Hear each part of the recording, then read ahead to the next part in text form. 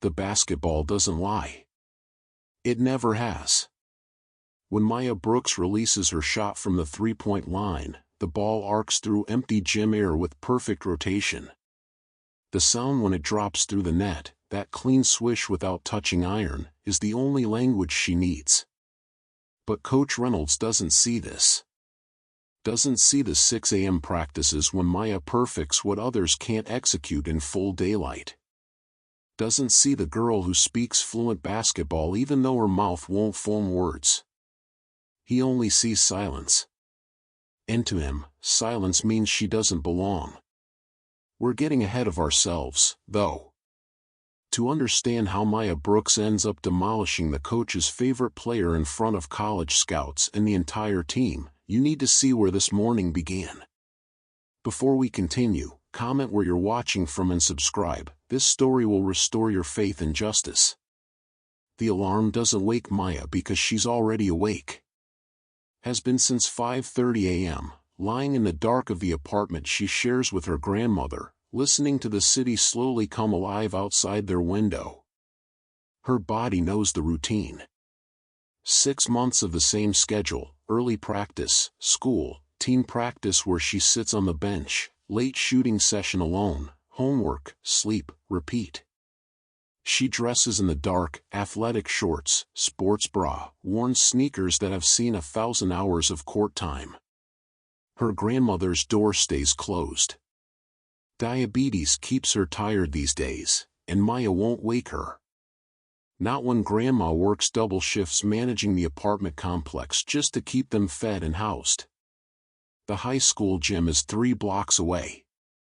Maya's keys jingle as she unlocks the side entrance, a privilege Marcus Chen, the JV coach, granted her after watching her shoot alone one evening. "Talent like yours shouldn't practice in parking lots," he'd said, pressing the key into her hand. Inside, the gym smells like floor wax and old wood. The overhead lights flicker to life, buzzing their fluorescent song. Maya doesn't stretch. Doesn't warm up. Just picks up a ball from the rack and starts shooting. Left corner 3. Swish. Right wing. Swish. Top of the key. Swish. Her form is textbook perfect, elbow aligned, follow through smooth, legs providing power. Every shot the same. Every result identical. This is what 6 months of being benched creates: perfection born from frustration, skill sharpened by injustice. Maya's mind drifts to tryouts. That first day at Riverside High when she walked into this gym with hope and her grandmother's words in her ears: "New school, new start, baby girl. Show them what you're made of." She'd shown them, all right. 42 points in the scrimmage.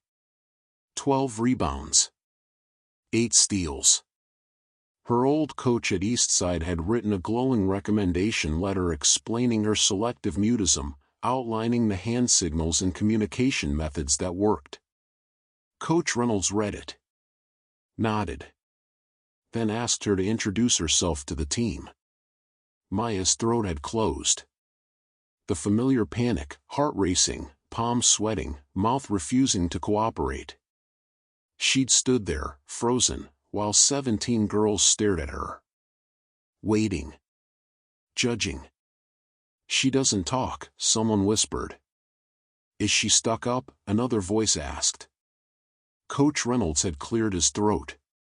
Communication is essential in basketball. Team chemistry requires vocal leadership. He'd looked at Maya with something like pity. "We'll give you time to adjust.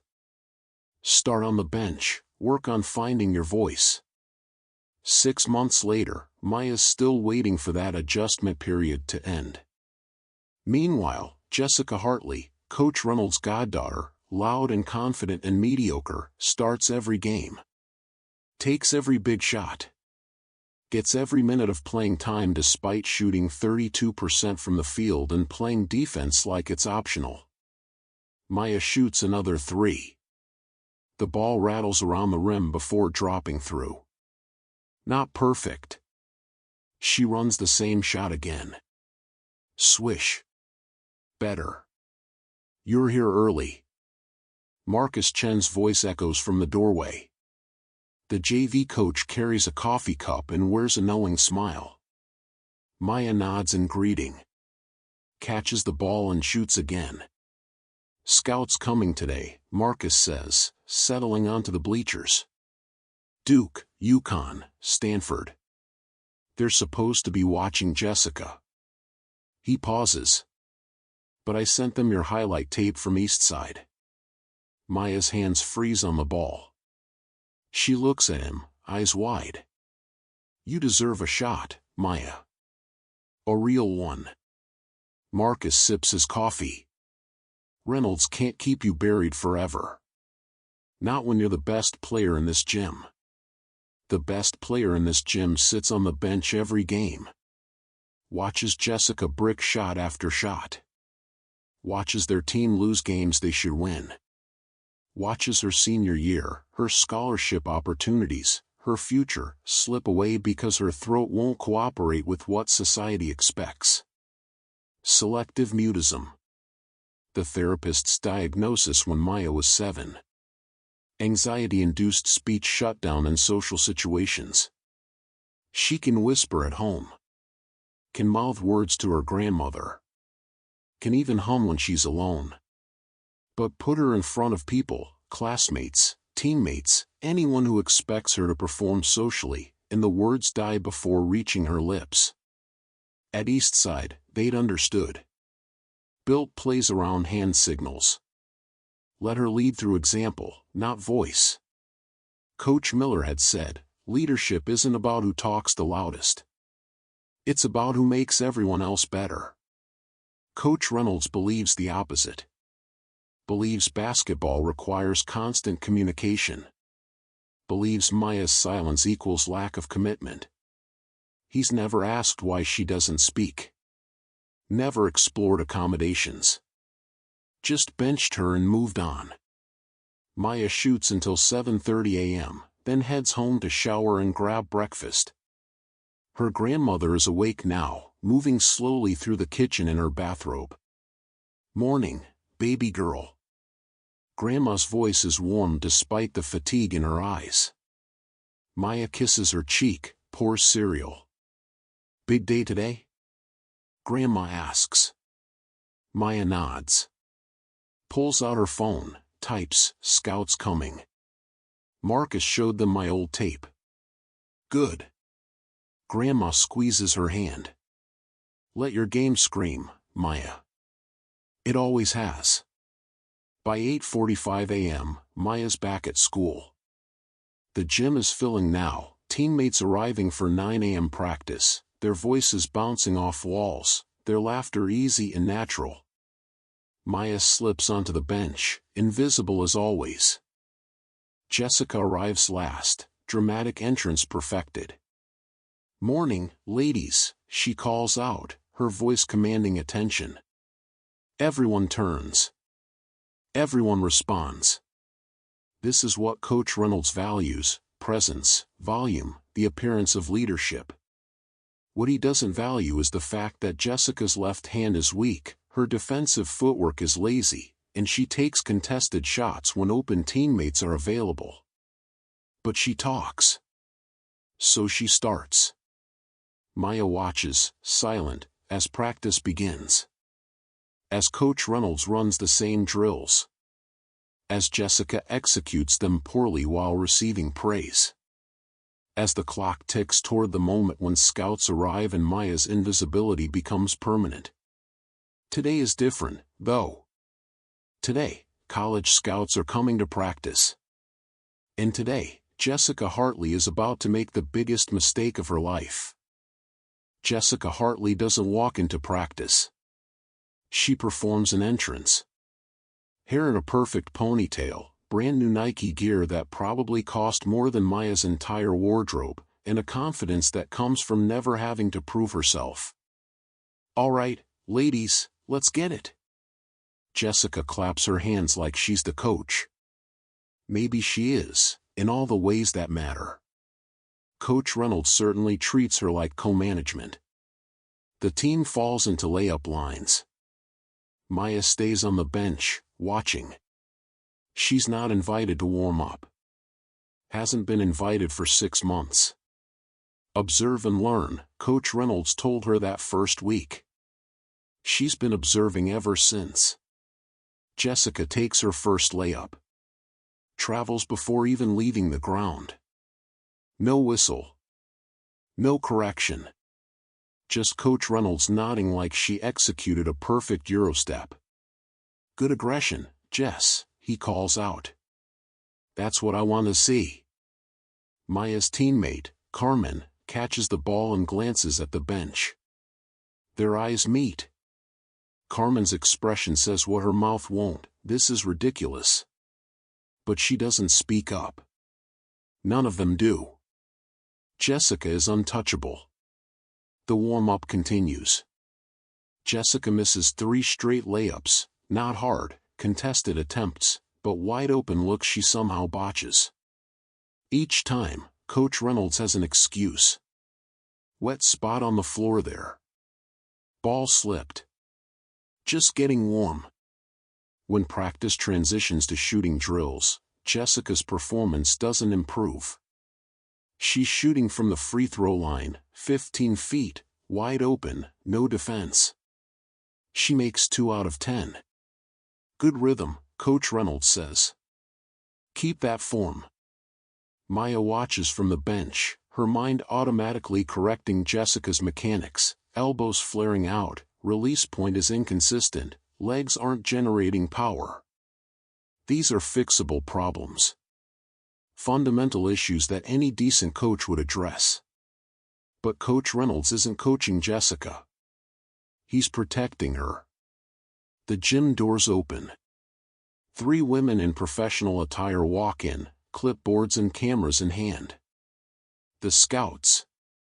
Maya recognizes the Duke logo on one woman's jacket, UConn on another's folder, Stanford on the third's briefcase. Coach Reynolds' entire demeanor shifts. Ladies, welcome. Thanks for coming out. He's using his charm voice now, the one reserved for parents and administrators. We've got some excellent talent for you to observe today. His eyes land on Jessica, who's preening under the attention.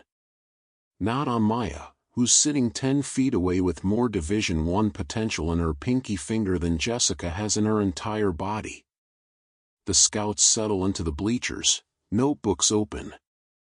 Maya notices Marcus Chin slipping in through the side door, taking a seat behind the college representatives. He catches Maya's eye and gives a small nod. I told them about you, his expression says. Now you just need a chance to show them. Practice continues with the Scouts watching. Coach Reynolds runs a 3-on-3 drill, naturally putting Jessica's team against the weaker players to make her look good. It works, sort of. Jessica scores a few times, though her defense is still porous and her assists are accidental. Beautiful court vision. Coach Reynolds shouts when Jessica throws a pass that her teammate has to dive for. One of the Scouts, the woman from Duke, leans toward her colleagues, whispering. Maya can't hear the words, but she can read body language. They're not impressed. Jessica notices too. Her performance becomes more desperate, more forced. She starts calling for the ball every possession, taking contested shots when better options are available. One particularly terrible attempt bounces off the side of the backboard. Unlucky bounce, Coach Reynolds offers. The Duke scout writes something in her notebook. It doesn't look positive. During a water break, Jessica walks past the bench where Maya sits. She doesn't look at Maya, never does, but she says, loud enough for nearby teammates to hear, must be nice getting a free ride. Some of us actually have to perform. Maya's hands tighten around her water bottle. The plastic crinkles but doesn't break. She says nothing because she can't. Because her throat is locked up the way it always does when confrontation comes. Because selective mutism doesn't care that she has a perfect response in her head. Her silence just proves Jessica's point to anyone watching, the quiet girl who doesn't belong. Practice ends with a scrimmage. Jessica's team versus the rest. Coach Reynolds refs, and his whistle has selective hearing, calling fouls on Jessica's opponents but ignoring her obvious travels and carries. The scouts watch with increasingly puzzled expressions. This isn't what elite basketball looks like. This is nepotism in action, favoritism so blatant it would be funny if it wasn't destroying Maya's future. When practice finally ends, the team heads to the locker room. Maya hangs back, as always, letting the voices and laughter fade before she follows. The scouts approach Coach Reynolds, and Maya can hear fragments of their conversation. Not quite what we expected. The film we received showed different talent. There was mention of another player. Coach Reynolds looks confused. Another player? Jessica Hartley is our star. I'm not sure what film you're referring to. Maya Brooks, the Stanford scout says, consulting her notes. Transferred from Eastside 6 months ago. We received game footage showing exceptional. Oh. Coach Reynolds' face does something complicated. Maya's still developing. She's not ready for your level of competition. We'd like to see her play, Duke Scout says. It's not a request. Coach Reynolds opens his mouth to respond, but Jessica chooses that moment to interject. She's walked back from the locker room, still in her practice gear, sweat-drenched and glowing with misplaced confidence. Maya? Jessica laughs. The mute girl? She doesn't play. She just takes up roster space. The three scouts turn to look at Jessica with expressions that range from surprise to disapproval. This kind of arrogance doesn't play well with college recruiters who value team chemistry. But Jessica doesn't notice. She's on a roll now, feeding off what she thinks is her audience's agreement. Seriously, she hasn't said a word in 6 months. Can't even introduce herself. How's she supposed to call out picks? Run plays? Lead a team? Jessica shakes her head. Coach is right to keep her benched. This is basketball, not mime class. The silence that follows is thick enough to cut. The scouts exchange glances. Marcus Chin stands up from his seat, jaw tight. Even Coach Reynolds looks uncomfortable, perhaps realizing his goddaughter just said the quiet part loud. Maya stands in the doorway to the locker room, frozen. She heard everything. Every word. Every laugh. Every casual cruelty delivered with the confidence of someone who's never faced consequences.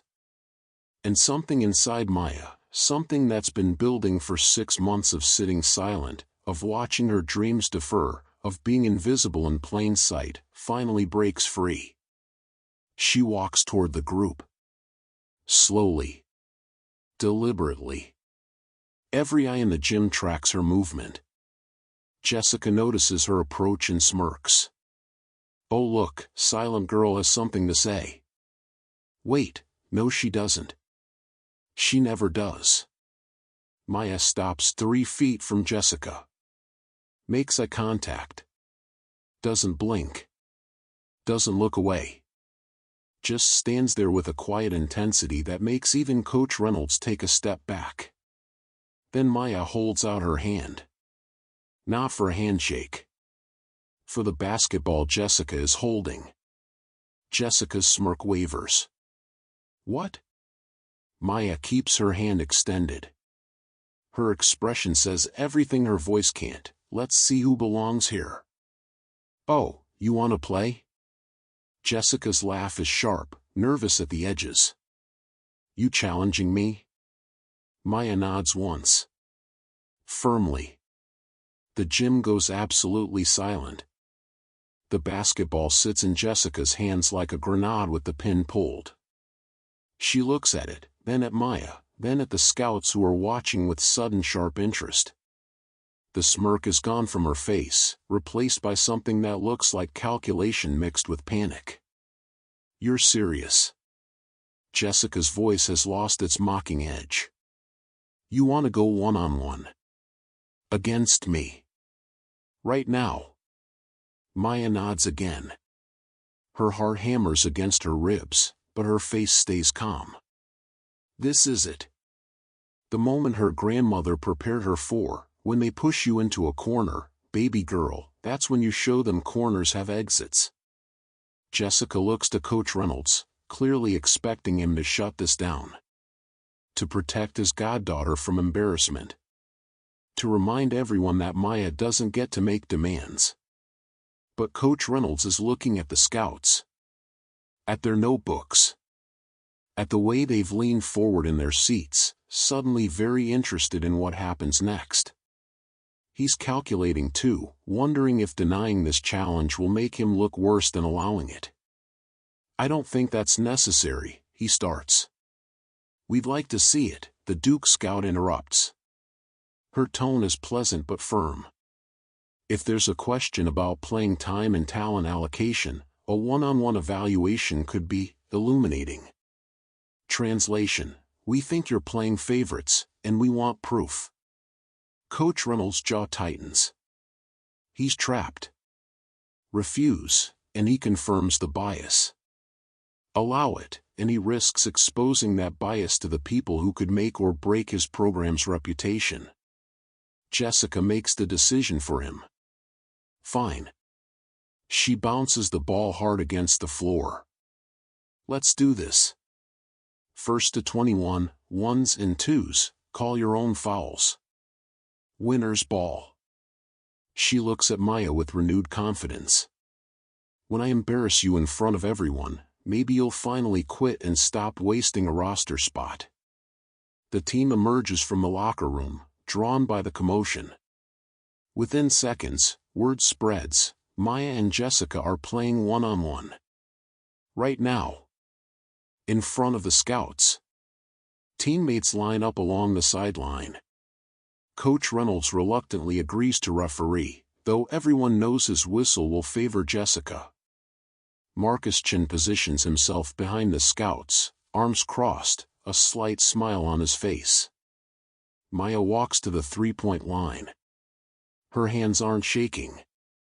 Her breath is steady. She's been preparing for this moment every morning at 6 a.m. for 6 months. Every perfect shot in an empty gym. Every drill run to exhaustion. Every ounce of frustration channeled into skill. Jessica dribbles at the top of the key, talking. Always talking. This is going to be quick. Try to keep up, silent girl. Maya just stands in defensive stance, knees bent, hands ready. Her eyes track the ball, not Jessica's face. She learned young that eyes lie but the ball tells truth. Actually, let's make this interesting, Jessica announces, playing to her audience. When I win, and I will win, you quit the team. Stop pretending you belong here. The gym gasps. Even Coach Reynolds looks uncomfortable. Jessica, that's not. And when you lose, Maya's teammate Carmen calls out, surprising everyone including herself, you give up your starting spot to whoever earns it. Fair is fair. Jessica's eyes narrow. Fine. Whatever. I'm not losing to someone who can't even talk. She doesn't understand that Maya's silence isn't weakness. That 6 months of watching from the bench means 6 months of studying Jessica's game. Learning her tells. Memorizing her weaknesses. Jessica always drives right. Always. Her left hand is purely decorative. She takes 3 dribbles before shooting. She plays high on defense, leaving herself vulnerable to the crossover. She has no mid-range game, only threes and layups, nothing in between. Maya knows all of this. Has cataloged it. Weaponized it. First basket, Winner's ball, Coach Reynolds says, holding up the ball. Ready? Both girls nod. He tosses it to Jessica. Your ball to start. Jessica catches it, faces Maya, and immediately starts talking trash. You know what your problem is? You think you're special. Think being weird makes you interesting. But you're just. She drives right. Like Maya knew she would. Maya's feet slide into position before Jessica even makes her move. She stays low, stays in front, forces Jessica to her left. Jessica tries to spin back right, but Maya's already there, hand darting in to poke the ball free. Stolen. Clean. First possession, first touch. The gym erupts in surprised murmurs. Jessica's face flushes red. Lucky. Maya picks up the ball. Checks it to Jessica by bouncing it to her. Jessica slaps it back harder than necessary. Maya catches it. Squares up. Jessica rushes her, playing too aggressive, trying to make a statement. Maya takes one dribble left. Jessica bites on the fake. Maya crosses back right, creates space, rises up. The ball leaves her hands with perfect rotation. Perfect arc, perfect everything. Swish. Nothing but net. 1-0. The scouts lean forward. Marcus Chen's smile widens. Coach Reynolds' mouth hangs open slightly. Jessica's confidence cracks at the edges. You got one shot. So what? Maya just holds out her hand for the ball. Doesn't celebrate. Doesn't gloat. Just plays. Jessica checks the ball back, more aggressive now. She tries to blow past Maya with pure speed. Maya slides her feet, stays in front, forces a difficult fadeaway. The shot clanks off the rim. Maya grabs the rebound. 2 possessions. 2 stops. Jessica hasn't scored yet. Maya takes the ball to the top of the key. Jessica is in her face now, waving her arms, trying to distract her with movement and noise. Come on. Shoot it. You scared? Maya isn't scared. She's surgical. One dribble to her right, testing Jessica's reaction time. Jessica lunges. Maya pulls back, creates space with a step back, and shoots. Swish. 2-0. The crowd of teammates starts to buzz. This isn't supposed to be happening. Jessica is the star. The captain. The coach's favorite. She doesn't get locked down by the bench player who doesn't talk. Except she is getting locked down. Thoroughly. Embarrassingly. Stop getting lucky.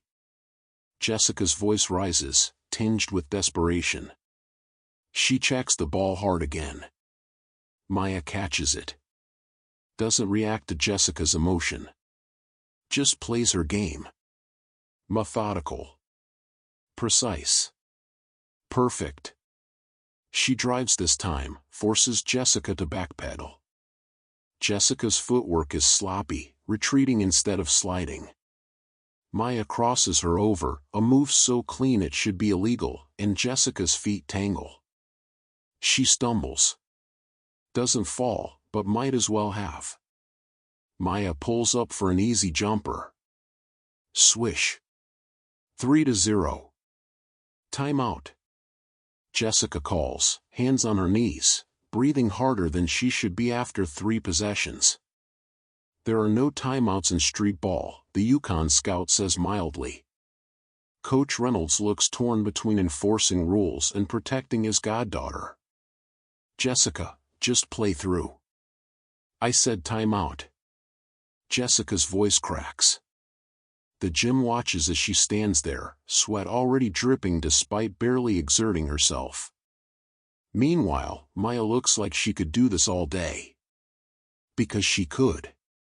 Because this is what she does every morning while Jessica is sleeping. You know what? Jessica straightens up, anger replacing embarrassment. This is stupid. You're just taking lucky shots. Let's see you defend. She checks the ball to Maya, snatches it back, and drives hard. Too hard. She's forcing it now, playing angry instead of smart. Maya reads her eyes. Jessica's looking at the rim, telegraphing her intention. Maya times her jump perfectly, blocks the layup clean. Ball bounces out of bounds. Maya's ball. 4 possessions. Jessica's scored 0 points. The math is starting to become a story. A humiliation. A reckoning. Maya takes the ball out, faces Jessica. For the first time, she lets herself smile. Just a little. Just enough to say, I could do this all day. Jessica sees the smile and loses her mind. Stop smiling. You haven't won anything. You're nothing. You can't even talk. You're just a freak who. Maya blows past her while she's talking. Full speed drive to the basket, same move Jessica tried earlier but executed with actual skill. Layup. Smooth. 4-0. The Duke scout writes rapidly in her notebook. The Stanford scout nods to herself. The Yukon scout crosses her arms and watches with the expression of someone who's seen enough. Maya retrieves the ball. Jessica is unraveling. Her confidence, her composure, her entire identity as the team's star player, all of it dissolving with each swish of the net. Come on, Jess, one of Jessica's friends calls from the sideline. Lock her down. But Jessica can't lock down what she can't catch. Can't stop what she can't match. Can't compete with 6 months of hungry preparation against 6 months of unearned privilege. Maya shoots from the top of the key. Swish. 5-0. Jessica tries to answer. Her shot is flat, rushed, desperate. Air ball. Doesn't even hit rim. Maya rebounds, takes it back, shoots again. Swish. 6-0. The crowd is silent now. This isn't a competition anymore. It's a statement. A demonstration. A revelation of what talent looks like when it finally gets unleashed. Jessica's next shot bounces off the backboard. Maya's next shot swishes through. 7-0. Then 8-0. Then 9-0. Jessica calls for another timeout. Coach Reynolds allows it this time, perhaps out of mercy. But there's no mercy in Maya's eyes. Just quiet determination. Just 6 months of frustration finding its voice the only way it can, through perfect basketball. Jessica stands at mid-court, gasping for air, red-faced and trembling. This doesn't prove anything. You're just. But she can't finish the sentence. Because they both know what this proves. Everyone watching knows what this proves. The scouts know. The teammates know. Even Coach Reynolds knows, though he won't admit it yet. Maya Brooks isn't the problem. She never was. And now, with 11 more points to go and Jessica already breaking, everyone's about to find out just how good the silent girl really is. Before we continue, you need to subscribe right now. What happens in this one-on-one game is the most satisfying thing you'll see all week. Don't let this story disappear. Hit subscribe. You'll thank me in 2 minutes. The timeout ends because it has to. Because Jessica can't hide forever. Because the scouts are checking their watches and the story isn't over yet. Let's go, Coach Reynolds says quietly. He won't meet Maya's eyes. Can't meet the scouts' eyes either. He's watching his bias play out in real time, documented by 3 Division I programs. Jessica wipes sweat from her face with her jersey. "This is nothing," she mutters, but her voice lacks conviction. "Just getting started." Maya stands at the 3-point line, waiting. Patient. Her breathing is still controlled. Her expression is still calm. This is the difference between someone who earned their skill and someone who was handed their position. Jessica checks the ball, snatches it back, tries a quick pull-up 3. The shot is rushed, panicked. It hits the front of the rim and bounces hard to the left. Maya corrals the rebound in one smooth motion. Takes it back to the top of the key. Jessica is on her now, desperate, playing physical. Hands slapping at the ball. Body bumping into Maya's space. Foul. Jessica calls when Maya creates separation. Maya looks at Coach Reynolds. He saw no foul, everyone saw no foul, but he's trapped between truth and loyalty. "That's your call," he says weakly. "Call your own fouls." Jessica's face brightens with hope. "Foul. My ball." But Maya just shakes her head. Points at Jessica, then at the ball. "Your call. You live with it." The message is clear: if you want to win by cheating, go ahead. We'll all know what it means. Jessica's face reddens. She knows the scouts are watching. Knows claiming a phantom foul will look worse than just taking the loss. Fine. Whatever. Your ball. Maya checks it. Jessica slaps it back hard enough to sting. Angry. Losing control. This time Maya doesn't shoot. She drives. One explosive step that puts Jessica on her heels. Jessica retreats, trying to recover, but Maya's already past her. Easy layup. 10-0. "Come on, Jessica," someone shouts from the sideline. But the encouragement sounds hollow. Everyone can see what's happening. The favorite is being exposed. Jessica gets the ball, tries to respond quickly.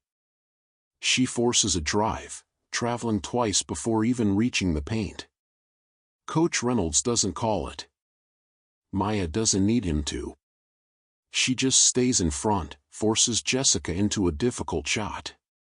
Mississippi Maya rebounds. 11-0. The Duke scout leans over to her colleagues. "How long has she been benched?" 6 months, apparently, Stanford scout responds, writing notes. "That's criminal." Duke scout shakes her head. Jessica's next possession ends with her stepping out of bounds trying to create space. Maya's next possession ends with a smooth mid-range jumper. Swish. 12-0. The crowd starts to murmur. This is domination. This is destruction. This is what happens when skill meets opportunity after months of denial. Jessica finally scores on a lucky bounce. Her shot hits the rim, rolls around 3 times, and drops in. Her first point. After 12 possessions. "There we go," Coach Reynolds says too loudly. "See? She's settling in." But Maya scores immediately after. Then again. Then again. 15-1. Jessica is breathing like she's run a marathon. Maya looks like she could play all day. The conditioning shows. The preparation shows. Everything shows. "You're nothing without me." Jessica screams suddenly, the frustration boiling over. "This team is nothing. I'm the captain. I'm the..." Maya crosses her over so badly that Jessica actually falls.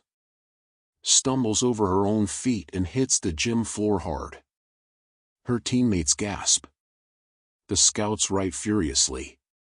Maya steps past her fallen opponent and drains a 3-pointer.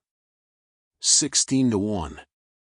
Jessica stays on the ground for a moment, breathing hard, fighting tears. When she finally gets up, her eyes are red-rimmed and furious. "Foul," she screams. "She pushed me." Coach Reynolds looks helpless. "Jessica. She pushed me. I'm calling a foul." Maya just stands there. Doesn't argue. Doesn't defend herself. Just looks at Jessica with an expression that says, "Everyone here saw what happened. Everyone knows." "There was no foul," Marcus Chin calls from the sideline. Textbook crossover. The scouts nod in agreement. Even some of Jessica's own friends look away, uncomfortable. Jessica's face crumbles. She takes the ball, checks it sloppily, tries a desperation three. Air ball. Maya rebounds. 17-1. 18-1. 19-1. Jessica is crying openly now. Tears and sweat mixing on her face as she tries and fails to stop Maya from scoring at will. Every possession is another confirmation. Every basket is another nail in the coffin of her unearned status. Maya gets the ball at the top of the key. Score is 19-1. She needs 2 more points. Could end it right now with a 2-pointer. Instead, she steps back. Behind the 3-point line. Looks at Jessica through the arc. This is mercy, giving Jessica time to prepare, to defend, to do something. Or maybe it's cruelty, showing Jessica exactly how outmatched she is. Jessica sets her feet, raises her hands, tries to contest. Maya rises up. Perfect form. Perfect release. The ball rotates backwards through the air, arc high and true. The gym holds its breath. Swish. 20-1. 1 point away. One more basket and the game is over. The humiliation complete. The truth undeniable. Jessica doubles over, hands on knees, sobbing. "Timeout," she gasps. "I need timeout." No timeouts, the Yukon scout reminds everyone. "It's okay," Coach Reynolds says quickly. "Let's just." "No." Maya's teammate Carmen stands up from the sideline. "No timeout. Finish it." Other teammates nod. They've seen enough. 6 months of watching Jessica get preferential treatment while better players sit. 6 months of losing games they could have won. 6 months of a broken system that values volume over value. Jessica straightens up. Her face is a mess of tears and rage and humiliation. "I hate you," she hisses at Maya. "I hate you so much." Maya doesn't react. Just holds out her hand for the ball. One more possession. One more point. One more piece of evidence that merit matters more than nepotism. Jessica checks the ball like she's throwing it at Maya's face. Maya catches it smoothly. Dribbles once. Twice. Jessica is barely defending now, just going through the motions, already defeated. Maya could shoot. Could drive. Could do anything and Jessica couldn't stop her. Instead, she passes the ball back to Jessica. Soft pass. Underhanded. Right to her hands. The gym goes silent. Everyone stares. "What are you doing?" Jessica's voice cracks. Maya points at the basket.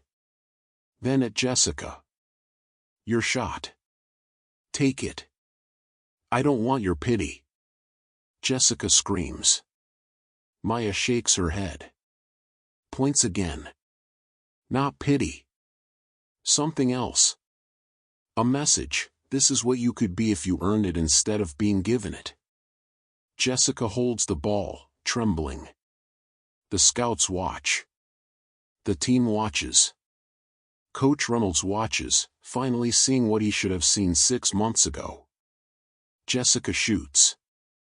A simple free throw. The ball arcs through the air. Hits the rim. Bounces once. Twice. Falls through. 20-2. Maya gets the ball back. Faces Jessica one last time. The game isn't over yet. She still needs that final point. But she's made her statement. Proved her point. Shown everyone exactly who belongs on this court. She takes one dribble. Steps back. Shoots from three-point range.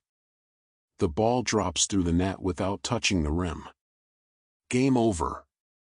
21-2. Maya Brooks just destroyed the coach's favorite player in front of college scouts and the entire team. And she did it without saying a single word. The ball rolls across the gym floor in the silence that follows. Nobody moves to pick it up. Everyone's watching Jessica, who's standing at center court with her hands covering her face, shoulders shaking with sobs. 21-2. The score burns in the air like a brand. Not close. Not competitive. Complete and utter domination. Maya stands at the three-point line, breathing normally, barely sweating. She picks up her water bottle from the sideline and takes a long drink. Doesn't celebrate. Doesn't gloat. Just rehydrates like she's finished a routine drill. But this wasn't a drill. This was a revelation. The Duke Scout stands first. She walks directly to Maya, bypassing Coach Reynolds entirely. "What's your name?" she asks, even though she clearly already knows. Maya pulls out her phone. Types quickly. Holds up the screen, Maya Brooks. Senior. Maya Brooks, the scout repeats, writing it down even though she has it in her notes. "I'm Coach Michelle Lawson, assistant coach for Duke women's basketball. What's your contact information? We need to talk about your future." Maya's hands shake slightly as she types her email and phone number. The scout takes a photo of the screen. "Expect a call this week. We're very interested." Coach Lawson glances at Coach Reynolds. Very interested. The Stanford and UConn scouts approach next. Same questions. Same interest. Same thinly veiled disappointment in Coach Reynolds for keeping talent like this hidden. 6 months on the bench, the Stanford scout says, not quite asking. Why? Coach Reynolds opens his mouth, but no good answer exists. How do you explain benching your best player because she doesn't talk? How do you justify giving playing time to your goddaughter instead of your most talented athlete? Communication concerns, he finally manages. Basketball is communication, UConn scout says. And I just watched her communicate perfectly. Every cut, every defensive rotation, every decision. That's communication. The rest is just noise. She looks at Jessica, who's now sitting on the gym floor, still crying. Sometimes the quietest players say the most. Marcus Chin approaches the group, unable to hide his smile. I've been watching Maya practice alone every morning for 6 months. What you saw today? That's who she is every single day. Consistent. Dedicated. Elite. Why isn't she starting? Duke Scout asks directly. Marcus looks at Coach Reynolds. Waits. The gym is silent except for Jessica's sobs. Every eye is on the coach. The man who preaches meritocracy but practices nepotism. Who values talking over talent. Who let his personal relationships override his professional judgment. I made a mistake, Coach Reynolds says finally, the words dragged out of him like teeth. I misjudged the situation. You misjudged a lot, Carmen says from the sideline. Her voice is quiet but carries weight. We all knew Maya was better. We all knew she should be playing. But you wouldn't listen. Other teammates nod. The conspiracy of silence breaking. 6 months of complicity ending because the truth just made itself impossible to ignore. I tried to tell you, another player adds. After that scrimmage in November when she dropped 30 points on the second team. You said she needed to work on leadership. But she was leading. Just not the way you wanted. Coach Reynolds' face goes red. That's enough. No, it's not. Carmen stands up. It's not enough. Because Maya deserves an apology. From you. From all of us. We let this happen. We watched you bench the best player on our team because she has a disability, and we said nothing. The word hangs in the air. Disability. Selective mutism is a disability, protected under federal law. And Coach Reynolds has been discriminating against Maya for 6 months. The scouts exchange glances. This isn't just a basketball story anymore. This is a legal issue. An ethical violation. The kind of thing that gets athletic directors involved. Maya feels her phone buzz. A text from her grandmother. Baby girl, Marcus called me. I'm on my way. So proud of you. She smiles, types back, thanks Grandma. I'm okay. But she's more than okay. She's vindicated. 6 months of early mornings and empty gyms and perfect shots that nobody saw. All of it worth it for this moment. For these scouts. For this exposure of truth. Jessica finally stands up, mascara running down her face, ponytail disheveled. She looks at Maya with pure hatred. You think this makes you special? You think beating me in some stupid one-on-one game means anything? Maya just looks at her. Says nothing. Needs to say nothing.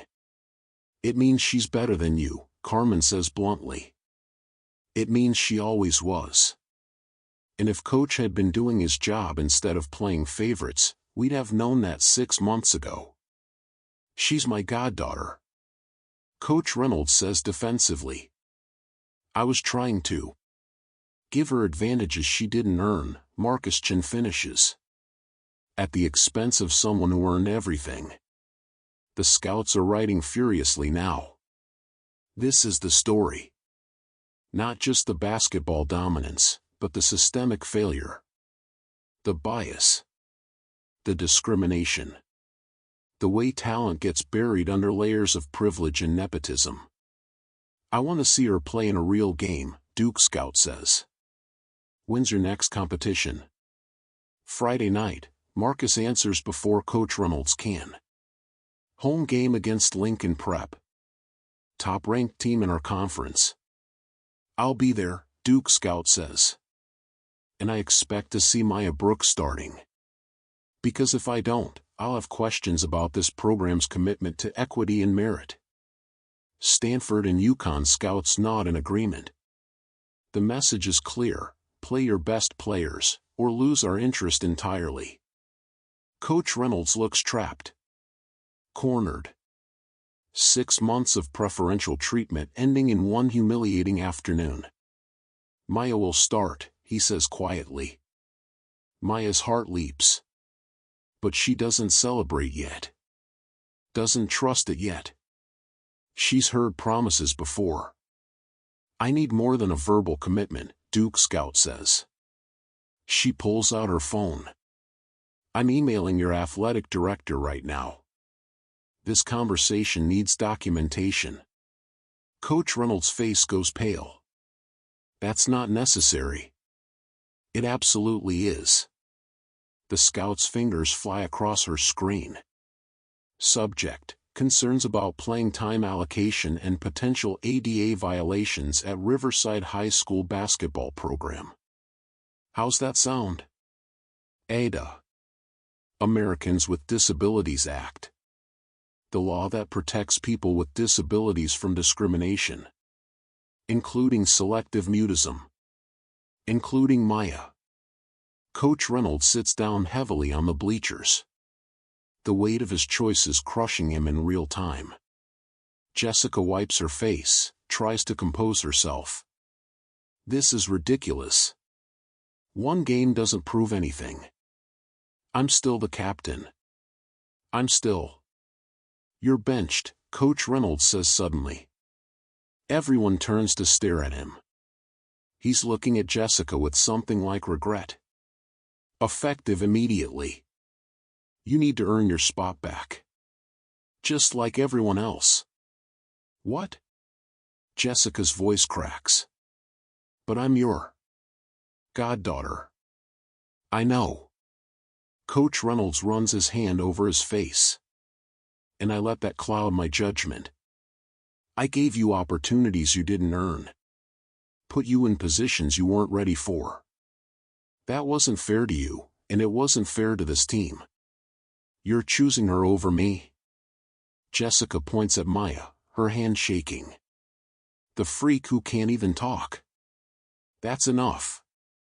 Marcus Chen's voice cuts through the gym like a whip. Maya Brooks has a medical condition. She's not a freak. She's an elite athlete who's been discriminated against because of that condition. And if you can't understand that, maybe you need more than basketball practice. Maybe you need to learn basic human decency. Jessica's mouth opens and closes. No words come. For the first time, she's the one who can't speak. The scouts close their notebooks. The story is complete. They've seen enough. We'll be in touch, Maya, Duke Scout says. Friday night. I'll be watching. As they leave, the gym slowly empties. Teammates filing out, whispering, processing what they witnessed. Some glance at Maya with new respect. Others look at Jessica with pity. Coach Reynolds approaches Maya slowly. I owe you an apology, he says. A real one. Not because the scouts are watching or because I got caught. But because I failed you as a coach. Maya looks at him. Waits. I made assumptions about what leadership looks like. What communication looks like. What a basketball player should be. And I was wrong. Completely wrong. He pauses. You're starting Friday. And every game after. You've earned it. Maya nods. Accepts the apology without making it easy for him. He doesn't deserve easy. Jessica walks past without looking at anyone. Her friends follow, unsure what to say. The favorite, dethroned. The star, exposed. The captain, benched. Marcus Chen hands Maya her bag. Your grandmother's outside. And Maya? He smiles. That was the best basketball I've seen all year. Welcome to the starting lineup. Maya shoulders her bag and heads toward the exit. As she pushes through the gym doors into afternoon sunlight, she sees her grandmother waiting by the car, arms open. They embrace. No words needed. They never have been. Let your game scream, baby girl, Grandma whispers. I told you. Maya smiles against her shoulder. Today, her game didn't just scream. It changed everything. The story spreads before Maya even leaves the parking lot. Teammates texting friends. Friends texting parents. Parents posting on social media. By dinner time, everyone in the district knows, the silent girl destroyed the coach's favorite 21-2. Maya sits at her grandmother's kitchen table, doing homework while her phone buzzes with notifications. Friend requests from people who ignored her for 6 months. Messages from teammates who watched her sit on the bench without saying a word on her behalf. You don't have to respond to any of them, Grandma says, setting down a plate of rice and chicken. People love a winner. Where were they when you were losing? Maya nods, puts the phone face down. She's not interested in fair-weather friends. Not interested in people who only see her value now that scouts have validated it. What she's interested in is Friday's game. Her first start in 6 months. Her chance to prove that today wasn't a fluke. That the one-on-one demolition was just a preview of what she can do. Her phone rings. Unknown number. She almost ignores it, but something makes her answer. A text pops up immediately. This is Coach Lawson from Duke. Is this a good time to talk? I can text if you prefer. Maya's heart races. She types, text is better. Thank you. The response is immediate, just wanted to follow up on today. Your performance was exceptional. We'd like to extend an official recruitment visit invitation. All expenses paid. Can we set that up? Maya shows her grandmother, who gasps and clutches her chest. Baby girl, that's Duke. That's one of the best programs in the country. Maya types carefully, yes. I'd be honored. Thank you. Perfect. My assistant will email details this week. One more thing, I spoke with your AD about accommodations. You should know that Duke has extensive support services for students with selective mutism. You'd have full access to speech therapists, counselors, and communication technology. We want you to succeed academically and athletically. The words blur as Maya's eyes fill with tears. Someone sees her. Not despite her mutism, but as a whole person who deserves support and accommodation. Not as a problem to be benched, but as a player worth investing in. Thank you, she types. That means everything. You earned it. See you Friday. I'm bringing our head coach. Maya sets down her phone. Looks at her grandmother, who's crying openly now. You did it, Grandma whispers. You really did it. Wednesday practice is strange. Maya arrives at her usual 6 a.m. time, but the gym isn't empty. Carmen is there. Then 2 more teammates. Then 5. We wanted to practice with you, Carmen says simply. Learn from you. If that's okay. Maya nods, surprised and touched. She runs them through her morning routine. Shooting drills. Defensive slides. Conditioning. The work she's been doing alone for 6 months. By the end of the hour, they're all exhausted but energized. I can't believe you do this every day, one girl gasps. No wonder you're so good. When official practice starts at 9 a.m., Coach Reynolds has changed everything. New lineup with Maya starting at point guard. New plays designed around her strengths. New respect in his voice when he addresses her. Jessica doesn't show up. Word is she's homesick. But everyone knows the truth, she's hiding. Processing. Dealing with the public humiliation of being exposed as not good enough. Maya feels a flicker of sympathy. Jessica's entire identity was built on being the best. On being the chosen one. Having that stripped away in front of scouts and teammates must be devastating. But sympathy doesn't change facts. Jessica had 6 months to earn her position. She chose to coast on privilege instead. Thursday, Jessica returns. She walks into practice with her head down, avoids eye contact, takes a seat at the end of the bench. The same spot Maya occupied for 6 months. Coach Reynolds addresses the team before practice. I owe everyone an apology.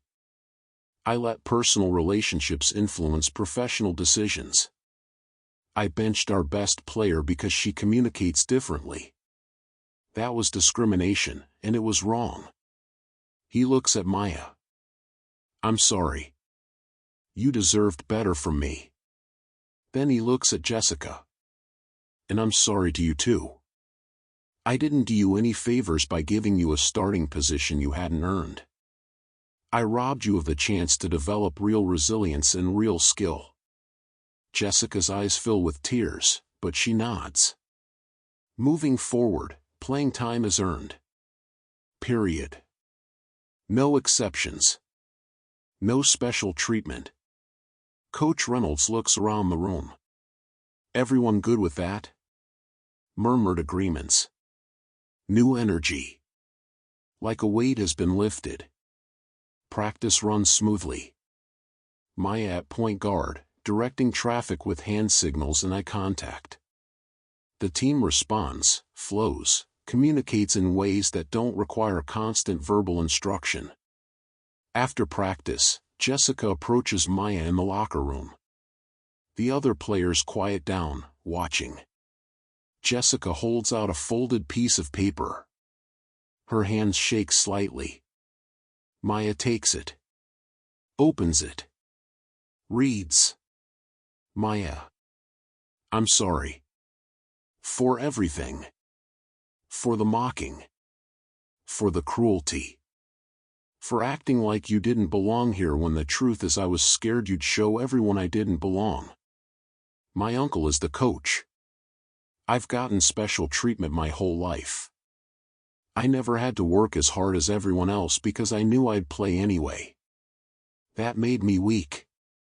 And it made me mean. I don't expect you to forgive me. I don't deserve it. But I want you to know I'm working with a therapist now. Not just for basketball, but to figure out why I needed to put you down to feel good about myself. You're the best player on this team. You always were. I hope you get everything you deserve. Jessica. Maya reads it twice. Folds it carefully. Looks at Jessica, who's crying again but quietly this time. Then Maya does something that surprises everyone. She reaches out and hugs Jessica. Just for a moment. Just long enough to say without words, I forgive you. Now do better. Jessica sobs into her shoulder. I'm sorry. I'm so sorry. When they pull apart, Carmen starts a slow clap. Others join. Not for Jessica. For Maya. For showing that strength isn't just about dominating on the court. It's about having the grace to forgive when you've earned the right to be bitter. Friday arrives. Game day. The gym is packed, word spread about the scouts coming, about Maya starting, about the one-on-one destruction. People want to see the silent girl play. In the locker room, Coach Reynolds gathers the team. Lincoln Prep is ranked first in our conference. They're expecting to win easily. They don't know about Maya. That's our advantage. He looks at Maya. Run your game. Trust your instincts. Show them what I should have been showing the world for 6 months. Maya nods. She's ready. More ready than she's ever been. The team takes the court for warm-ups. Maya sees the scouts in the stands, Duke, Stanford, UConn, plus others she doesn't recognize. Her grandmother sits in the front row, dabbing her eyes with a tissue. Lincoln Prep's players watch Maya with confusion. Who's number 12? She hears one ask. Probably their manager or something. Never seen her before. They're about to see her now. The referee calls both teams to center court. Starting lineups announced. When Maya's name echoes through the gym, her grandmother stands and cheers so loud that people turn to look. Maya jogs to center court. The Lincoln Prep point guard, a Division I commit herself, sizes Maya up. First varsity start? Maya nods. Cute. Welcome to real basketball. Maya just smiles. The same smile she gave Jessica before destroying her. The smile that says, "You have no idea what's coming." The ref tosses the ball up. Carmen tips it to Maya. Maya catches it, surveys the court, and immediately sees 3 open passing lanes, 2 defensive weaknesses, and exactly how this game is going to go. It's going to be a bloodbath. And Maya Brooks is going to show everyone exactly what 6 months of early mornings and empty gyms can create. The clock starts. Maya crosses half court. The Lincoln Prep defender gets in her face, talking trash, trying to intimidate. Maya crosses her over so badly that the girl stumbles into her own teammate. Easy layup. 2-0. 8 seconds into Maya's first varsity start. The gym erupts. Grandma screams. The scouts lean forward. And Maya Brooks, silent as always, lets her game do all the talking she'll ever need. The final score is 68-43. Riverside's biggest win of the season. Maya finishes with 27 points, 13 assists, 9 rebounds, 1 rebound shy of a triple-double in her first start. The Lincoln Prep coach pulls Coach Reynolds aside after the game. Where has she been all season? Coach Reynolds can't meet his eyes. Learning the system. But everyone knows the truth. The scouts know. The athletic director knows. She's sitting 3 rows up, arms crossed, watching everything with an expression that promises a Monday morning conversation Reynolds won't enjoy. In the locker room, the team celebrates. Carmen dumps water over Maya's head. Other players chant her name. Even Jessica, sitting at the end of the bench in street clothes, manages a small smile. Coach Lawson from Duke enters with the head coach. Maya Brooks? The room quiets. This is it. The moment that changes everything. Coach Williams, Lawson gestures to the woman beside her. Our head coach wanted to meet you personally. Coach Williams extends her hand. Maya shakes it, firm grip, eye contact. Everything her grandmother taught her about making impressions without words. That was exceptional basketball, Williams says. Not just the stats, though those were impressive. The court vision. The decision-making. The way you made everyone around you better. That's point guard play at the highest level. Maya's hands shake as she pulls out her phone to respond. Types, thank you. That means everything coming from you. We'd like to make you an official scholarship offer, Williams continues. Full ride. Room, board, tuition, books. Plus access to all our support services for your selective mutism. We want you at Duke, Maya. You'd be a perfect fit. The locker room erupts. Teammates screaming, hugging Maya, jumping up and down. This is history. One of their own getting a full scholarship to one of the best programs in the country. Maya's eyes fill with tears. She types, "Can I have time to think about it? I want to visit other schools too."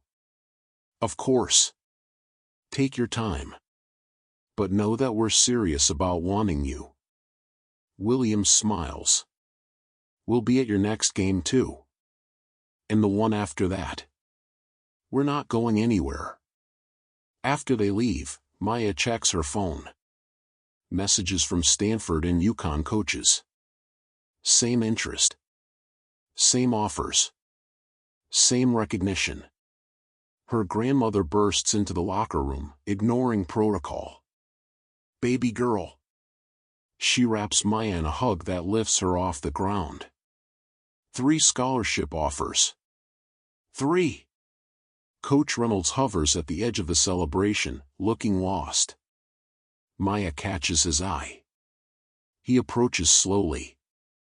I'm proud of you, he says. And I'm ashamed of myself. What I did, keeping you benched because of my prejudices about communication, that was discrimination. Plain and simple. Maya nods.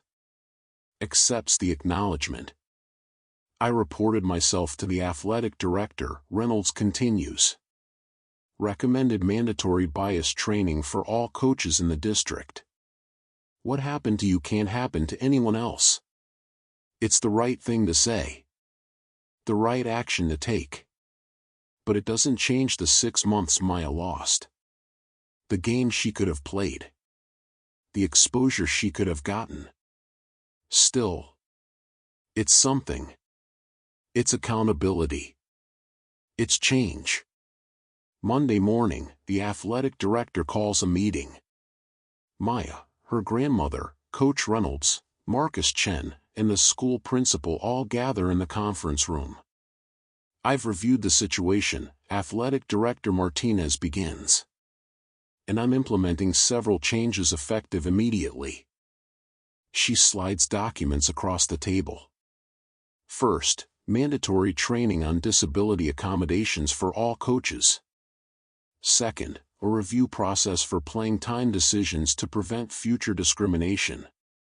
Third, Coach Reynolds will be on probation for the remainder of the season. Reynolds nods, accepting his consequences. Fourth, Martinez looks at Maya. I'm formally apologizing on behalf of Riverside High School. What happened to you was wrong. We failed in our legal and ethical obligations under the ADA. You deserved better. She slides another document to Maya's grandmother. We're prepared to offer a settlement. Tuition reimbursement for any college you choose, plus compensation for the discrimination you experienced. Grandma reads it, eyes widening. This is generous. It's the minimum of what's owed, Martinez says. Though nothing compensates for lost time. Maya types on her phone, I don't want money. I want policy changes that protect the next person. I want coaches to understand that different doesn't mean less. Martinez reads the message and nods slowly. Then that's what we'll do. District-wide policy review. Your story will become training material. What you experienced will be used to prevent it from happening again. By Wednesday, the story has gone viral. Local news picks it up. Silent star benched for months due to disability, now has multiple D1 offers. National outlets follow. ESPN features Maya in their Basketball Stories That Matter segment. Maya's phone explodes with messages. Other athletes with selective mutism sharing their stories. Parents thanking her for raising awareness. Coaches asking for advice on communication accommodations. The attention is overwhelming. But also purposeful. Maya realizes her platform can help others. So she starts responding. Sharing resources. Connecting people with therapists who specialize in selective mutism. Thursday practice, Jessica approaches Maya during water break. She's been working hard, earning her minutes back through effort instead of privilege. Can I ask you something? Jessica says quietly. Maya nods. How did you stay motivated? 6 months on the bench, watching someone worse than you play. How did you not give up? Maya pulls out her phone. Types, because giving up would mean they were right. That I didn't belong. And I knew I belonged. I always knew. Jessica reads it, eyes glistening. I would have quit. Hell, I want to quit now just from one bad week. That's the difference between privilege and earning it. When it's given to you, you don't know how to fight for it. When you have to earn it, you learn to never let go. Jessica nods slowly. I'm sorry I made it harder. You had enough to deal with without me being cruel. I forgive you. Now prove you've changed. I will, Jessica promises. Starting today. Friday's game is even more packed than the last one. Maya's story has drawn crowds. People want to see the girl who turned discrimination into determination. She doesn't disappoint. Another dominant performance. More scouts in attendance. More offers coming. But the best part isn't the stats or the scholarship offers. It's watching her teammates play with confidence. Watching Carmen hit a 3 and point at Maya and thanks for the perfect pass. Watching Jessica come off the bench with genuine hustle, working to earn her spot. It's watching a team that finally values the right things: effort, skill, character. Not volume or privilege or who you're related to. After the game, a young girl approaches Maya. Maybe 9 or 10 years old. Her parents hover nearby, encouraging. The girl holds out a notebook. Inside is a drawing of Maya shooting a basketball. Below it, written in crayon, "You're my hero. I have selective mutism too. Thank you for showing me I can still do anything." Maya's throat tightens. She kneels down to the girl's level. Points to her own chest.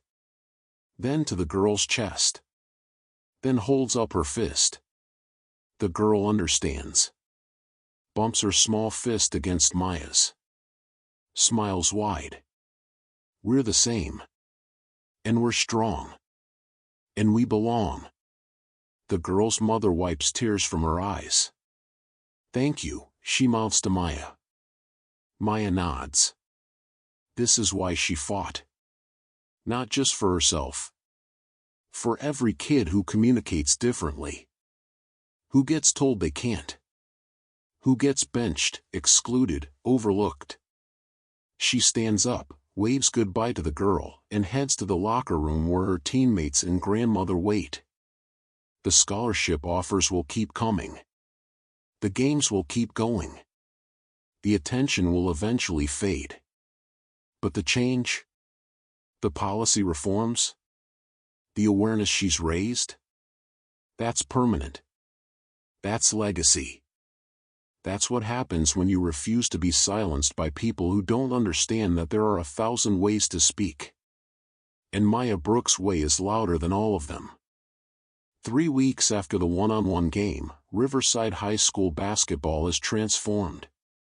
Maya starts every game. Jessica earns 12 minutes per game through genuine effort. The team is 9-1, their best record in 5 years.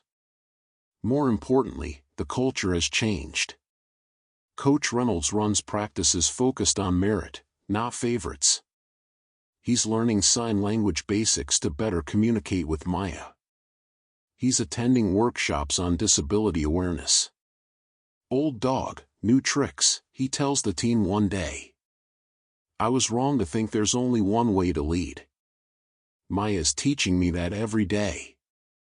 The athletic director's policy changes spread beyond basketball.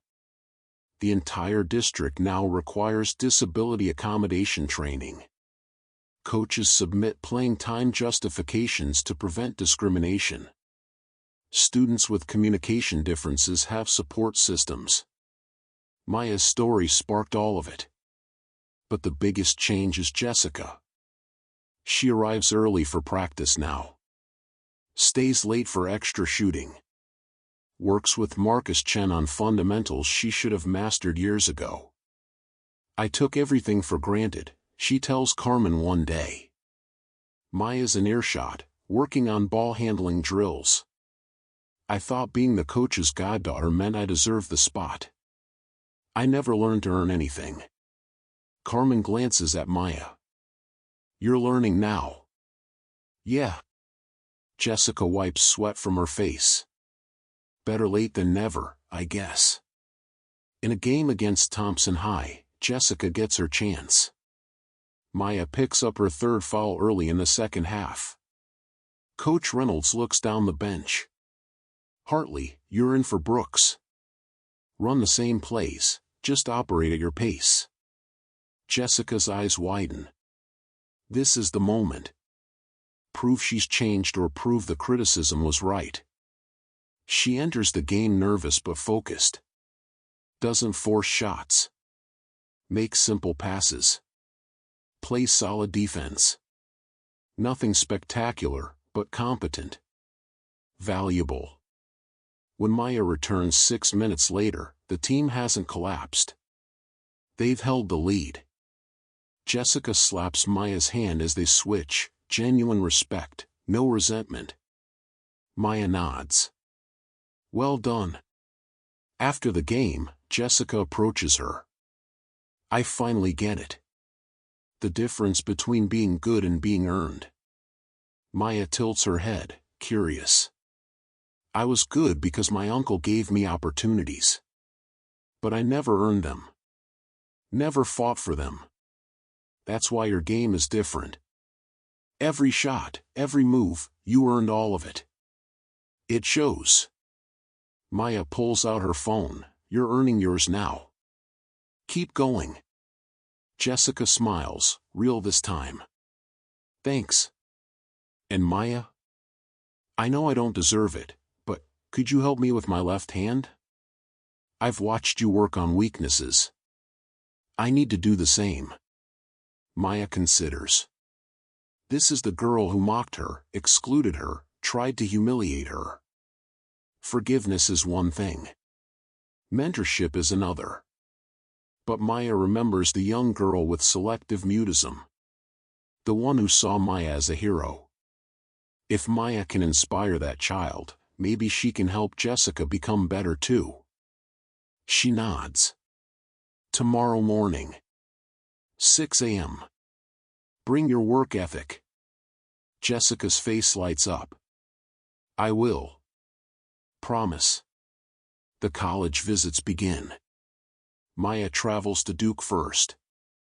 Campus tour, facility tour, meetings with coaches and support staff. They introduce her to a speech therapist who specializes in selective mutism. We have several students with similar conditions, the therapist explains. You'd have access to individual therapy, group support, and communication technology that helps in classroom settings. Maya's grandmother, who came along for the visit, squeezes her hand. They really want you here, baby girl. After Duke comes Stanford. Different campus, same support. Same recognition that Maya's mutism doesn't limit her value, it just means she needs different accommodations. UConn follows. Then UCLA. Then Oregon. 5 official visits. 5 full scholarship offers. 5 programs that see her as an asset, not a problem. The decision is overwhelming. Maya spreads the offer letters across her grandmother's kitchen table, trying to choose. Where do you feel most comfortable? Grandma asks. Maya thinks about each campus. The coaches. The facilities. The support systems. They're all excellent. They all want her. They all promise to accommodate her needs. She pulls out her phone, opens her notes app, starts writing pros and cons for each school. But one keeps rising to the top. Duke. Because Coach Williams looked her in the eye and said, different doesn't mean less. It means you bring perspectives and strengths others don't have. That understanding. That recognition. That's what Maya needs. She circles the Duke offer. Shows her grandmother. Duke it is. Grandma pulls her into a hug. I'm so proud of you. So proud. Back at school, Maya's teammates celebrate the decision. Duke t-shirts appear in her locker. A cake with Duke bound written in blue frosting shows up at practice. Even Jessica contributes, a card signed by the whole team, congratulating Maya on her future. Coach Reynolds pulls Maya aside after practice. I want you to know something. What you've accomplished, not just the scholarship, but the way you've changed this program, that's legacy. Long after you're gone, coaches will tell your story. Use it to teach about bias, accommodation, and merit. Maya nods, appreciative. And I want to apologize again. Properly. Reynolds hands her a letter. I wrote this for your file. Documentation of what happened, why it was wrong, and what I've learned. If you ever need proof of what you overcame, it's there. Maya reads it. A full accounting of his bias, his mistakes, his growth. It's honest in a way that's painful but necessary. Thank you, she texts him. This matters. You deserved better from me. I hope I'm better now. You are. Keep improving. The season continues. Riverside makes playoffs for the first time in 3 years. Maya's stats attract even more attention, averaging 22 points, 11 assists, 8 rebounds per game. But statistics don't capture the full story. Don't show the young players who start wearing silence as strength shirts to games. Don't measure the policy changes spreading across the state. Don't quantify the emails Maya receives from athletes, parents, coaches, all thanking her for raising awareness. One email particularly moves her. From a college coach at a small Division II school. Dear Maya, I've been coaching for 20 years. I'm ashamed to admit I had a player similar to you 5 years ago. She had selective mutism, and I benched her because I didn't understand. She quit basketball entirely. After seeing your story, I tracked her down and apologized. She's playing intramural ball now, enjoying the game again. Thank you for teaching me what I should have known all along. Maya shows it to her grandmother, who cries. You're changing lives, baby girl. Not just your own. The playoffs arrive. First round, second round, semifinals. Maya plays brilliantly. Jessica contributes solid minutes off the bench. The team functions like they never did before, communicating through actions and eye contact and trust, not just words. They lose in the championship game by 3 points. A tough defeat, but nobody hangs their head. Best season in school history, Coach Reynolds tells them in the locker room. And we did it by finally valuing what matters, effort, skill, and character. Thank you all for teaching me that. He looks at Maya. Especially you. Maya smiles. This season wasn't about the championship. It was about proving that silence isn't weakness. That different communication styles don't equal less value. That 6 months of discrimination couldn't stop talent from eventually breaking through. As the team packs up for the last time, Jessica approaches Maya one final time. I'm going to community college, she says. Working on my game, my grades, my attitude. Maybe earn a scholarship eventually. The right way. Maya nods approval. Thank you for forgiving me. And for helping me see I needed to change. Thank you for changing. They hug. Real this time. Genuine. 2 players who started as enemies, ended as teammates. That's growth. That's what happens when accountability meets opportunity. As Maya walks out of Riverside High's gym for the last time as a student, she pauses at the doorway. Looks back at the court where she spent 6 months watching from the bench. Where she destroyed Jessica 21-2. Where she started her first varsity game. So much pain here. So much growth here. She takes a photo. Not for social media. Just for herself. A reminder of where she came from. What she overcame. Who she became. Then she walks out into the evening air, toward her grandmother's car, toward Duke, toward a future she earned one perfect shot at a time. Summer before Duke. Maya works at a youth basketball camp, teaching kids who communicate differently. The camp is Marcus Chen's idea, a program specifically for athletes with disabilities, showing them that different doesn't mean incapable. 20 kids show up the first week. Some with selective mutism like Maya. Others with autism, hearing impairments, anxiety disorders. All of them told at some point they couldn't play basketball because they didn't fit the mold. Maya runs drills without saying a word. Demonstrates instead of explains. Shows them that actions speak louder than any instruction. One boy, 11 years old with severe social anxiety, approaches her after practice. He writes on a whiteboard, "Do you ever get scared?" Maya takes the marker. Writes, "Every day." But fear doesn't mean stop. It means you care about doing well. The boy nods, thinking. Coach at school says I can't play because I won't talk during games. Your coach is wrong. Basketball is played with your body and brain, not your mouth. Find a better coach. The boy smiles for the first time all week. By the end of summer, the camp has a waiting list. News spreads about the silent coach who helps kids nobody else will teach. Maya's inbox fills with requests to expand the program, bring it to other cities, train other coaches. You've started something important, Marcus tells her. This is bigger than basketball now.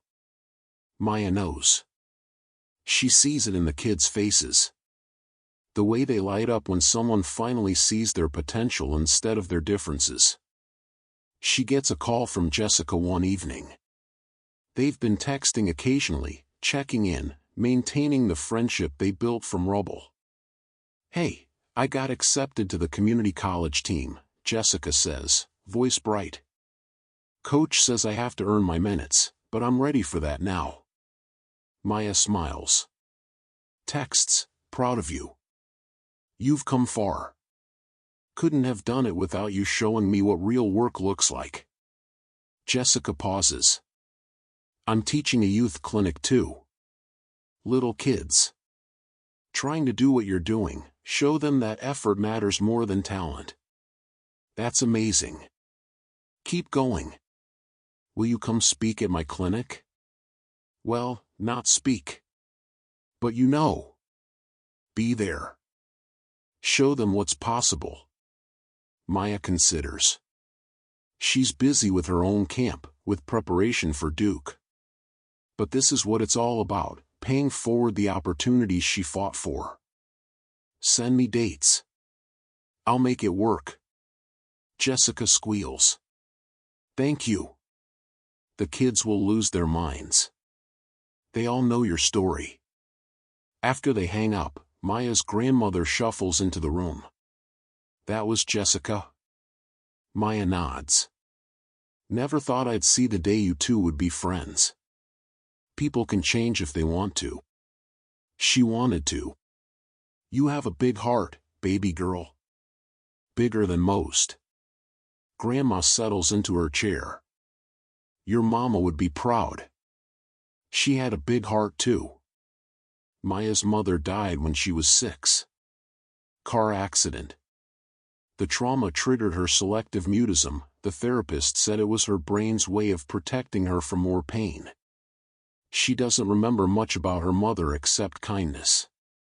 The way she treated everyone with respect. The way she saw potential in people others dismissed. Maybe that's why Maya forgave Jessica. Why she teaches kids others won't. Why she fights systems that exclude people. She's living what her mother taught her, even if she can barely remember the lessons. August arrives. Time to leave for Duke. The apartment is filled with boxes, clothes, shoes, basketball gear, the acceptance letters Maya framed on her wall. Grandma helps her pack, moving slowly but steadily. Her diabetes has worsened over the summer. She doesn't say it, but Maya notices the exhaustion, the way simple tasks take longer now. "I'm going to miss you so much," Grandma says, folding a Duke t-shirt. "This apartment will be so quiet. I'll visit every chance I get. And we'll FaceTime every day." "I know. Doesn't make it easier." Grandma wipes her eyes. "But I'm so happy for you. So proud. You did everything right, baby girl.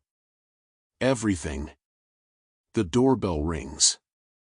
Maya's teammates have arrived for a going-away party. Carmen, Jessica, Marcus Chen, even Coach Reynolds. They bring food, gifts, memories. Speech. Speech. Carmen chants, then catches herself. I mean, you know what I mean. Maya pulls out her phone. Projects her prepared message on the TV. Thank you all for this year. For supporting me. For learning from our mistakes together. For proving that teams grow stronger when they embrace everyone's strengths. You'll always be my first family in basketball. I'll carry you with me to Duke and beyond. The room applauds. Grandma sobs openly. Jessica dabs at her eyes with a napkin. Coach Reynolds stands. Maya, I need to say something publicly. He takes a breath. I failed you. For 6 months, I let bias and favoritism blind me to obvious talent. I discriminated against you because you communicate differently. That was wrong, illegal, and cruel. The room quiets. But you didn't let my failures define you. You kept working. Kept believing in yourself. Kept showing up. And when you finally got your chance, you didn't just prove me wrong, you changed an entire program. Changed how this district thinks about disability and accommodation. Changed me. He pulls out an envelope. This is a letter I'm sending to every college coach in the country. Explaining what happened here. Making sure everyone knows that different communication styles don't equal less value. Your story is going to help athletes everywhere. Maya reads the letter. It's honest, vulnerable, transformative. She looks at Reynolds with new respect. Thank you. This matters. No. Thank you. For teaching an old coach that he had a lot to learn. The party continues into evening.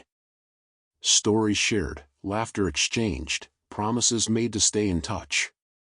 When everyone leaves, Maya and her grandmother sit alone in the half-packed apartment. Scared? Grandma asks. Terrified. But excited. Good.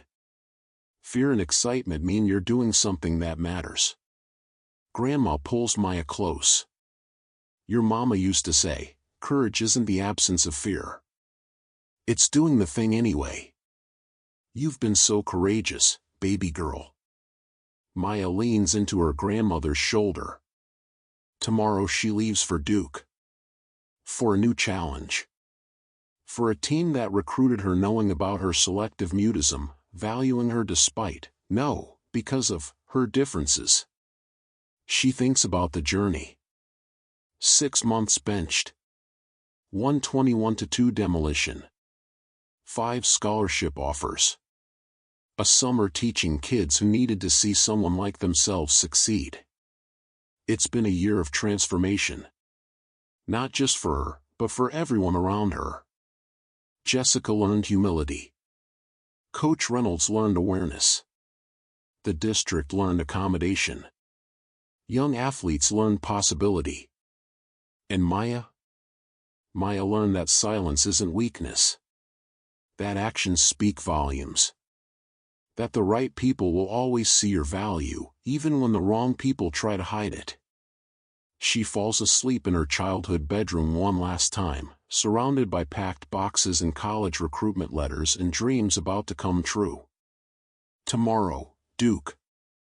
But tonight, gratitude for the fight that got her there. Because the real victory wasn't the scholarship offers or the stats or the viral story. The real victory was refusing to believe she was less than.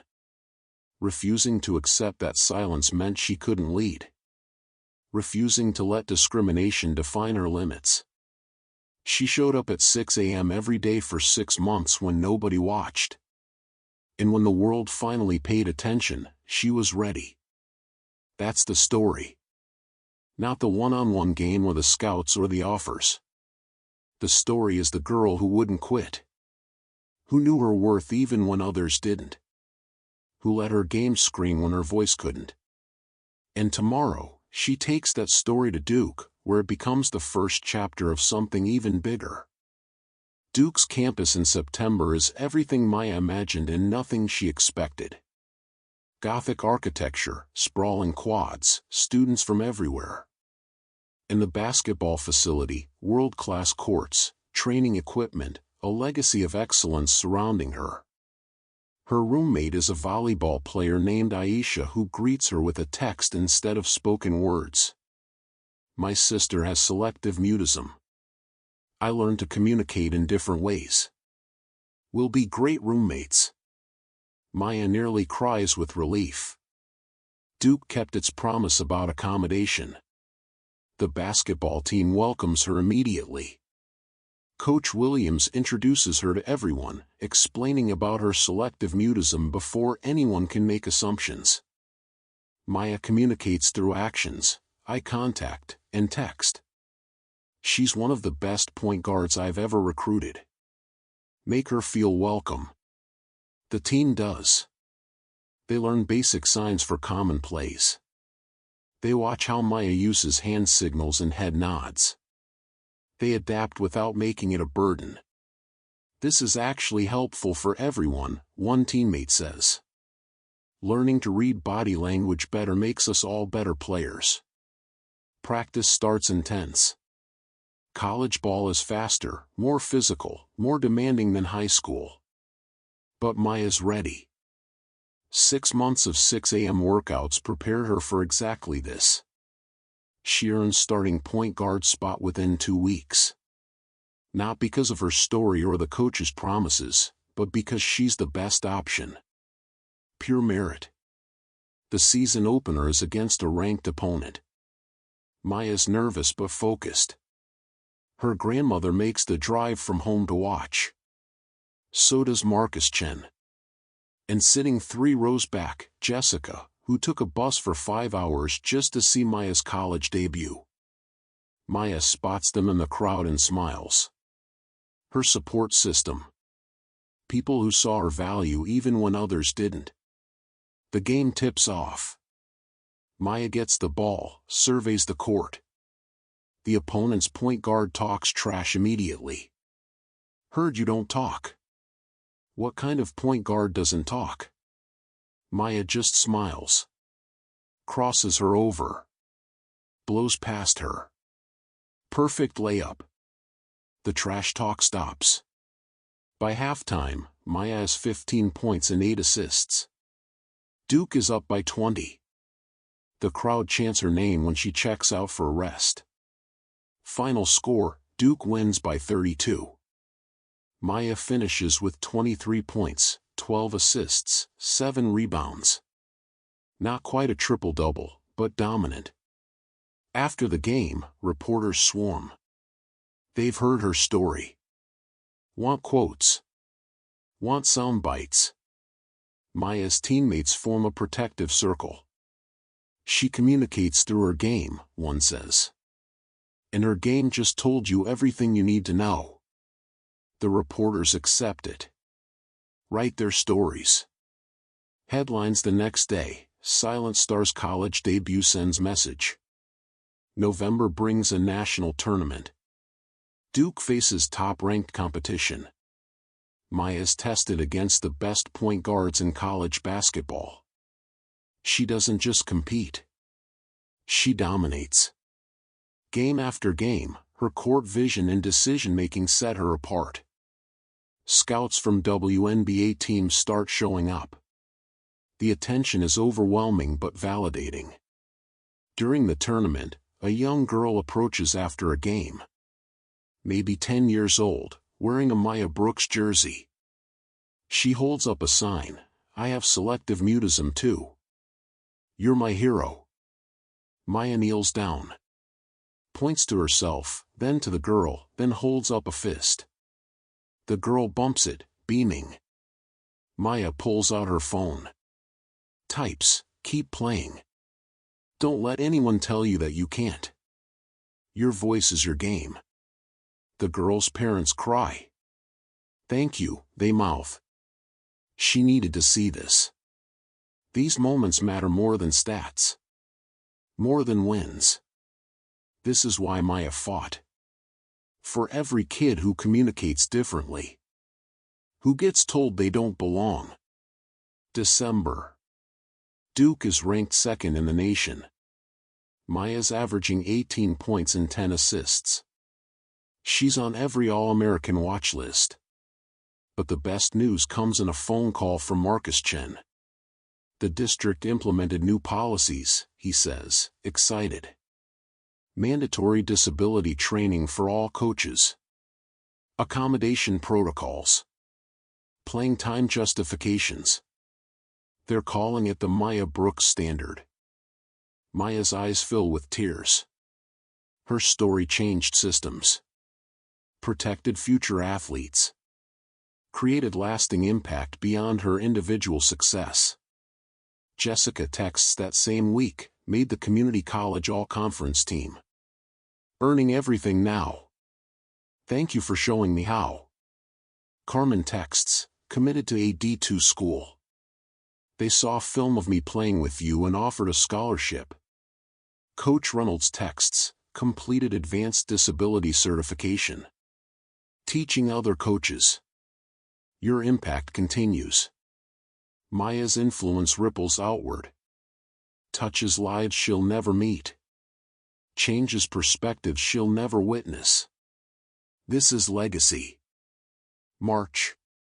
Conference championship game. Duke versus their biggest rival. National television. WNBA scouts filling the stands.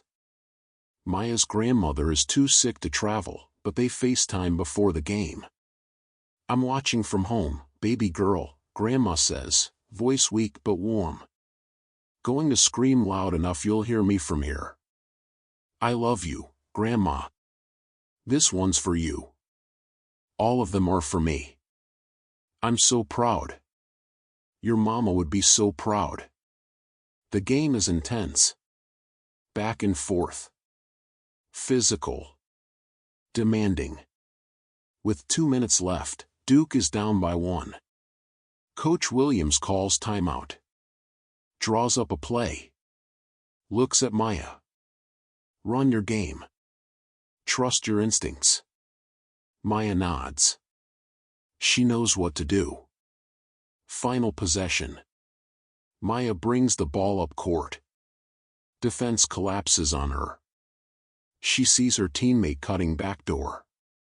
Perfect pass. Easy layup. Duke up by 1. Opponent's final shot misses. Buzzer sounds. Duke wins the conference championship. The team mobs Maya. She's crying and laughing and overwhelmed. They lift her onto their shoulders. The crowd chants her name. In the celebration chaos, Maya's phone buzzes. A text from her grandmother, you did it, baby girl. I love you so much. Maya clutches the phone to her chest. This moment. This victory. This journey. 6 months ago, she sat on a bench, invisible, underestimated, discriminated against. Today, she's a conference champion. An All-American candidate. A WNBA prospect. But more than that, she's proof that silence isn't weakness. That different communication doesn't mean less value. That persistence and talent eventually break through every barrier. The trophy presentation happens at center court. Maya accepts it with her team, grinning so wide her face hurts. Coach Williams pulls her aside afterward. I need you to know something. You're not just an incredible basketball player. You're changing how people think about disability in sports. The WNBA called me. They want to feature you in their diversity campaign. Maya's eyes widen. You don't have to decide now. But know that your voice, your silent, powerful voice is being heard everywhere. And it's making a difference. That night, Maya video calls her grandmother. Shows her the trophy. Watches her cry with joy. "I'm the luckiest grandma in the world," she whispers. "Raised a champion. Not just in basketball. In life. You made me a champion, Grandma. Everything I am is because of you. No, baby girl. Everything you are is because you refused to quit. Because you believed in yourself even when others didn't. That's all you." Maya falls asleep that night with her conference championship medal around her neck and her phone showing messages from supporters around the world. Athletes with selective mutism thanking her for representation. Parents thanking her for giving their kids hope. Coaches thanking her for teaching them to see ability instead of disability. Years from now, Maya Brooks will be a WNBA All-Star. A spokesperson for disability rights in sports. A coach who never benches kids for being different. But tonight, she's just a freshman point guard who proved that silence can scream. That actions speak volumes. That the right people will always see your worth, even when the wrong people try to hide it. She thinks back to that 6 a.m. practice when she shot alone in an empty gym. When nobody was watching. When she was invisible.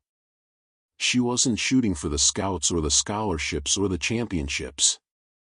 She was shooting because she loved the game. Because the ball didn't require words. Because basketball was a language she spoke fluently even when her mouth wouldn't cooperate. And now the whole world understands that language.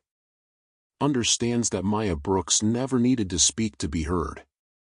Her game screamed loud enough for everyone. And it always will.